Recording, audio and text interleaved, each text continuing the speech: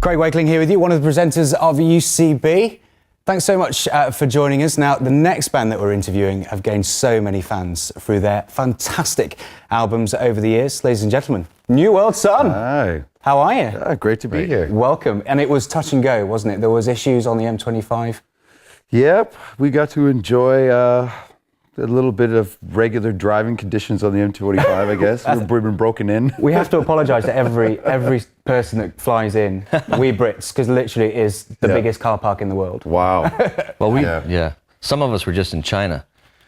We got back on Monday. Okay. And that was pretty serious traffic. Okay. Better than China, the M25?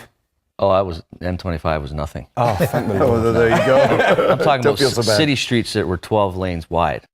Wow. Great Cars stuff. just so, no, it was a walk in the park in here. Amazing. So for those who are watching this, putting names to faces or names to instruments, just give us a run through who you are, what you play. I'm Joel Parisian, sing and play keys, sometimes better than other days. Mark Rogers, drums. And Dave Watson, I'm one of the new Newworldson members from Chops Horns, and I play saxophone and flute. Excellent stuff. So we can have a bit of a groove later on. You're looking forward to the set? I mean, because it's your second time here, isn't it? You really enjoy it. You actually love coming here. Yeah, well, we coming to the UK is kind of new for us because we decided a long time ago we were going to really prioritize all the international markets. Because we love to travel so much. And so we were kind of late bloomers, kind of coming over here and breaking into the market. And I think our first time really playing a proper festival in the UK was the very last Frenzy Festival in Scotland. Right. We were lucky enough to be part of that right at the end. And so Big Church Day Out last year was our first time, at least in England, to play. And what a reception. I mean, we just feel so welcome and so at home. So we were really keen to come back this year. And you get the best of both worlds, don't you? You're on the main stage and you also do stuff in the tea tent as well. Do you enjoy doing both things? Would you, Oh, yeah. You wouldn't prefer to just concentrate on one? You enjoy the variety? No, I mean, that's, as professional musicians, we do, we've done a lot of both type of stages, main stages. But let's face it, I mean, we all come up playing in clubs and bars and whatnot. So playing in an environment like that that's where you learn your trade. Yeah, great stuff. Yeah. And of course, you get to stay in this massive house. I mean, that's kind of nice. Have you ever been tempted to camp? No. No. Not at all? No, we're city slickers, man. We like beds and baths. Great stuff. So we were talking before, you just come back, you just come from Holland, you're in the tour over there, and I understand stuff's already online. People can have a look at it for themselves on your website. Oh, you know more about it than we do. Yeah. Well, that's what's amazing about the internet, and everybody's got smartphones, devices everywhere you go. So everything's so immediate. Yeah. I mean, I think somebody came up to me at the end of the show and said, "Oh, you're already up on YouTube," or they've already posted stuff, and I think that's kind of cool. And in fact, I think it really keeps you honest as a musician and as a performer, knowing that everywhere you go, you're being recorded. Sure, definitely. It puts a bit of an edge on it. Yeah. But you just got to know that you're usually playing for more than just the audience that's physically in front of you. I mean, sometimes things endure for posterity's sake, and sometimes things go viral. So it's like, in any given moment that you're performing, you have no idea, but you could be creating the future YouTube clip that's got 20 million views. And I guess sometimes as well, it just takes a mobile phone, doesn't it? So you've not even necessarily orchestrated it. No. Yeah. And yet it's still online. Yeah. Well, you also, sorry. do you mind? Excuse me. Got to get a word in here, with these guys. And it's his birthday today. I just got to say that. Thank you. Happy birthday.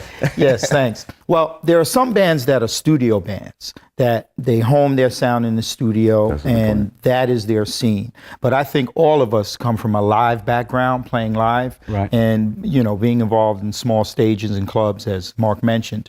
And I think this recording in the audiences helps us, and it works for us because our strongest sound is live. Yeah, sure, absolutely. Great stuff. Yeah, I definitely agree with that. Let's talk about your latest album, Rebel Transmission. It's been critically acclaimed, not so much because of the music, because of the issues you kind of decided to talk about in it. Was that on purpose? Did you write it for a reaction? I mean, what's the deal with that? I think so. I would say that there was a different concept lyrically behind the record.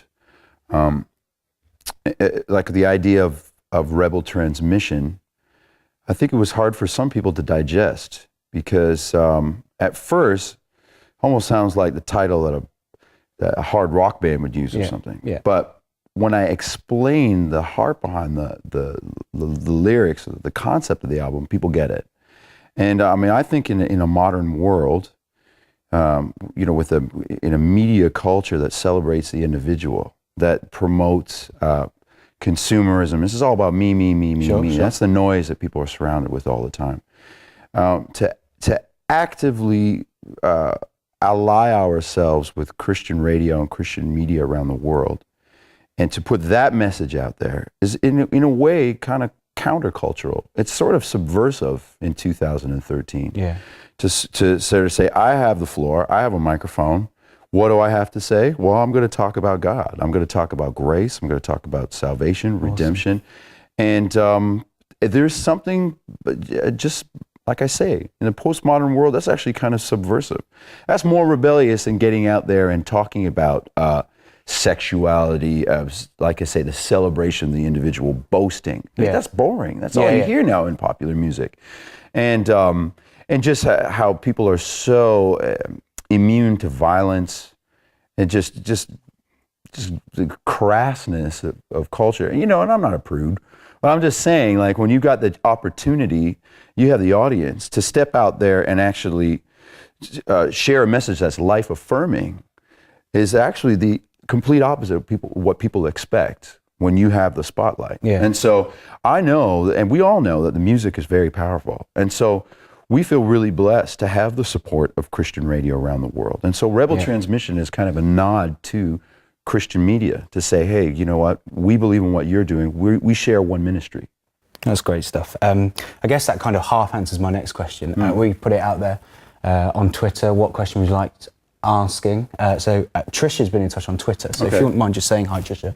Hi, Trish. Hi, Trish. She wants to know, where else do you get your inspiration from? Other people. Yeah. Other people. Because, you know, like I say, speaking as a lyricist, I run out of ideas if I'm just kind of talking from my own worldview.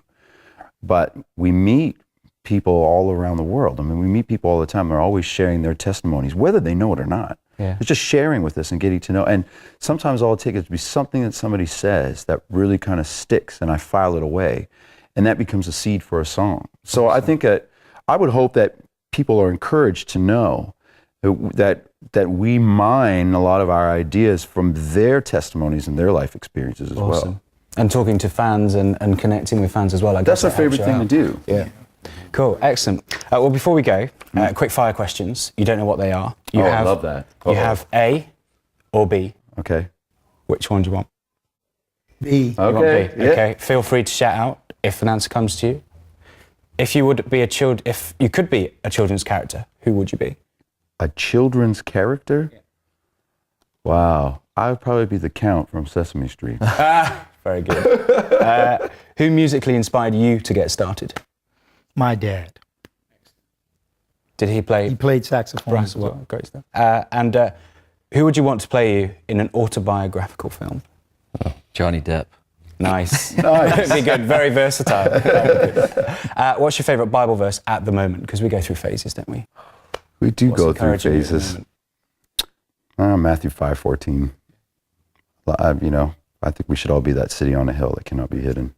Yeah. Comes out in your music as well, definitely. Yeah. And tell us your best, worst fan experience. You have one, surely. Wow. Oh, I don't want to tell them. Your best one, then, if it's not the worst one. Yeah, the best ones. Well, you know, we have. I mean, I can't pinpoint one particular person, but we know we have fans around the world who are struggling with just physical ailments. Yeah. And what's amazing is that we get to see them actually be healed. We'll come back the following year, and someone that was maybe in a wheelchair the year before is now up and dancing. That must be really cool. That just happened to us when we were in Holland. We saw a girl that we saw, remember last year we did a festival, and we made sure to put some time aside we get crowded by people, and so we wanted to make sure that we had some time to meet her and talk with her, and she was in a wheelchair, and then She was She dancing. came up to us last night or 2 nights ago and said, "Do you remember me?" And she was front row dancing. that's so it's good. So just to see God's grace and healing power in action, it's pretty incredible. That's really cool. It's been great to meet you. Before you go, I have a present. Just in case you do ever be tempted to camp. Uh-oh. I have a tent. It's, A pop tent. it's drummer proof, so it comes with instructions. Really? Wow. I love that. You. The thing is, though, it's only for Can two I set people. it up in here tonight? Like in Of course, whatever you need to do. It's for two people, so the awkward thing is you have to decide which one of your band members you want to take in there with you. If it's not that, I'm sure your drum kit will fit in. Yeah. We might be recording the next music video in it. Maybe the horn section will take the 2 horn guys.